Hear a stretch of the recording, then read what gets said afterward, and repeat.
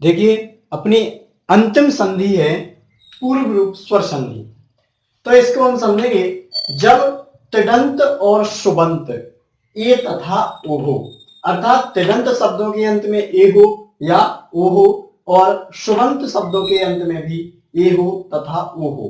जब इस तरह के शब्द हों और वो आ के स्थान से आ से मेल करें, कैसे आ से मेल करें, तब आ के स्थान पर पूर्व रूप हो जाता है। यह है अपनी पूर्व रूप संधि।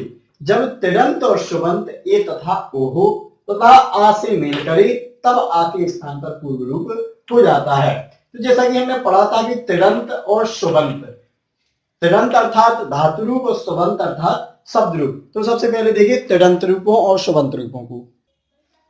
जैसा कि हमने पढ़ा है कि हमारे लकार 5 प्रकार के, दो प्रकार शब्द रूप और धातु रूप। तो धातु रूप अपने दो प्रकार के होते हैं, एक परस्मय पद और दूसरा आत्मन पद। तो परस्मय पद में भी देखिए अपन 5 लकार पढ़ेंगे तो देखा लट लकार अपना है टी तहा अंति, सीता पढ़ती पढ़ता पठंती, पढ़सी पढ़ता पठामी पठाओ पठान। किसी के भी अंत में ए और ओ नहीं है। इसी प्रकार अपन लेट लकार देखेंगे तो उसके भी किसी भी शब्द के अंत में ए और ओ नहीं है। उसके बाद अगर अपन लंग लकार देखेंगे तो लंग लकार अर्थात भूतकाल, तो वहां पे भी हम देखेंगे किसी भी शब्द के अंत में ना तो ए है और ना ही ओ है। और अंतिम रूप है अपना विधिलिंग। तो चौथा है विधिलिंग। तो विधिलिंग के भी अंत में कहीं पर भी अंत में ए और ओ नहीं होता है। और सबसे अंत में है अपना लोट लकार। तो लोट लकार के भी अंत में कहीं पर भी ना तो ए है और ना ही ओ है। तो इस तरह से अपने परस्मय पद के हुए। लेकिन अब जब आत्मन पद होते हैं तो आत्मन पद, और देखिए आत्मन पद के लकार रूप। तो आत्मन पद में हम देखेंगे कि हमारा लगभग सभी शब्दों के अंत में ए है। तो इन शब्दों से जो अपने संधि बनेगी वो कहलाएगी हमारी पूर्व रूप संधि। अर्थात आत्मन पद के सभी रूपों से हमारी पूर्व रूप संधि बनती है। तो ये हुए अपने तिङंत रूप। इसी प्रकार हम सुबंत अर्थात शब्द रूप देखिए। तो देखिए ये है अपने शब्द रूप। शब्द रूप में अपना एकारांत, उकारांत, अस्मद और युष्मद। तो एकारांत से ई वाले शब्द बनेंगे, उकारांत से उ वाले, अस्मद और युष्मद। तो अब हम यहाँ पे देखेंगे कितने शब्दों के अंत में हमारा ए और ओ है। तो हम यहाँ देखेंगे एक जगह अपना कवई, एक शब्द ये रहा अंत में, साध्वी एक शब्द ये रहा अंत में, और किसी भी शब्द के अंत में ना ही तो अपना ए है और ना ही अपना ओ है। और भी शब्द रूप देखिए। सबसे पहले देखिए अकारांत। तो अकारांत शब्द में हम राम के अगर रूप पढ़ें तो हम राम में देखेंगे केवल एक जगह अंत में मिला हमें रामे, अर्थात इसके अंत में क्या है ए, और कहीं भी ना तो अंत में ए है और ना ही अंत में ओ है। और अगर स्त्रीलिंग में देखेंगे हम आकारांत, अर्थात जिन शब्दों के अंत में क्या है बड़ा आ, तो ये अपना जो आकारांत है आकारांत स्त्रीलिंग। तो इनके शब्द में के भी अंत में देखेंगे तो हमें एक जगह मिलेगा ए, ये रहा ए। और किसी भी शब्द के अंत में ना तो ए है और ना ही ओ है। तो आप देख सकते हैं कितने शब्दों के अंत में अपना ए और ओ है।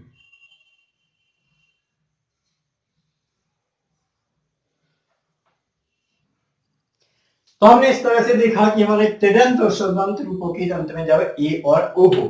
तो सबसे पहले आत्मन पद के शब्द के अंत में था ए, अर्थात एक नया शब्द आ गया अपना वर्तते, और इसके साथ जब हम अत्र शब्द जोड़ देंगे तो वो हमारा बन जाएगा आस बराबर क्या बन जाएगा पूर्व रूप, वर्तते और अत्र। इसी प्रकार हमने राम शब्द के रूप बनाए थे तो राम के अंत में आ गया था रामे सप्तमी विभक्ति में। तो इसकी जगह हम राम की जगह अगर ग्राम के रूप बना देंगे तो हमारा नया शब्द बन जाएगा ग्रामी, अर्थात हमने राम की जगह ग्राम शब्द के रूप में बना दिए तो ग्रामी। और ग्रामी में अगर हम अस्मिन शब्द जोड़ देंगे तो यहाँ पे हमारा शब्द बन जाएगा ग्रामी स्मित। तो इस तरीके से हमने देखा कि पूर्व रूप संधि में जब ए और ओ शब्द के अंत में आर आ जाता है तो अपनी इसी प्रकार से एक शब्द और है जैसे विष्णु, विष्णु। तो इसमें जब आओ शब्द जुड़ेगा तो अपना नया शब्द बन जाएगा विष्णु। अब हमने विसर्ग संधि का एक नियम पढ़ा है कि जब विसर्ग के पहले आ हो और विसर्ग के बाद आ हो तब विसर्ग बन जाता है ओ और आ बन जाता है पूर्व रूप। तो जब उसमें भी अपना पूर्व रूप बन रहा है और विसर्ग में भी पूर्व रूप बन रहा है, तो इन दो संधियों में हम कैसे पहचान करेंगे। तो सबसे पहले देखिए दोनों संधियों को पहचान हम किस प्रकार से करेंगे। तो देखिए इस तरह से हमने दोनों संधियां लिखी हुई हैं कि विसर्ग और पूर्व रूप। तो पूर्व रूप में है कि ए और ओ के साथ पूर्व रूप होता है, जबकि विसर्ग के साथ केवल ओ के साथ पूर्व रूप होता है। तो ये ए वाला नियम तो हमारा समाप्त हो जाता है यहाँ पे, क्योंकि केवल विसर्ग में ओ है और पूर्व रूप में ओ। तो ए वाले शब्द तो हम परिचित हो गए कि ए वाली होगी तो कौन सी संधि हो जाएगी, पूर्व रूप, अर्थात ए के साथ विसर्ग का काम नहीं है। तो इस तरह से हमारा ए का नियम समाप्त हो गया। अब बचा ओ और ओ दोनों तरफ। अब इन दो संधियों में हम किस तरीके से पहचानेंगे, तो सबसे पहला इनका नियम है, अगर ओ वाला कोई शब्द है, जैसे मान के चलो लिखा हुआ है सोअपी, या मान के चलो कोई भी शब्द लिख दें, जैसे हम लिख दें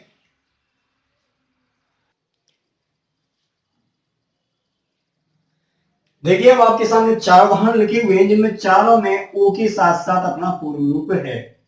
तो हम देखेंगे, अब हमें इन चार में ये बताना है कि कौन सी संधि में विसर्ग संधि हो सकती है और कौन सी में पूर्व रूप। तो सबसे पहले तो इस पूर्व रूप को हमें क्या में बदलना है, आ में। तो जब हम इस पूर्व रूप को आ में बदल देंगे तो इस तरीके से हमारे चार शब्द निकल आएंगे, अजा, अपी, अजायत, अपी और अत्र।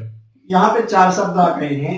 अब जो शेष शब्द बचा हुआ है उस शेष शब्द को हम लिखेंगे। तो हमने पहला शब्द देखा सो, दूसरा शब्द देखा बालको, तीसरा शब्द देखा विष्णु और चौथा शब्द देखा को।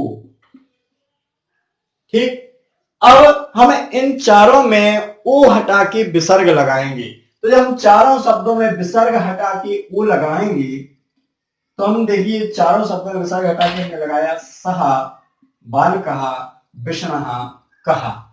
तो अब जब ये अपना विच्छेद अपन ने कर लिया, तो अगर अपना विच्छेद सही हो गया है, अर्थात ये चारों शब्द अगर सही हैं, तो अपनी विसर्ग संधि चारों में है।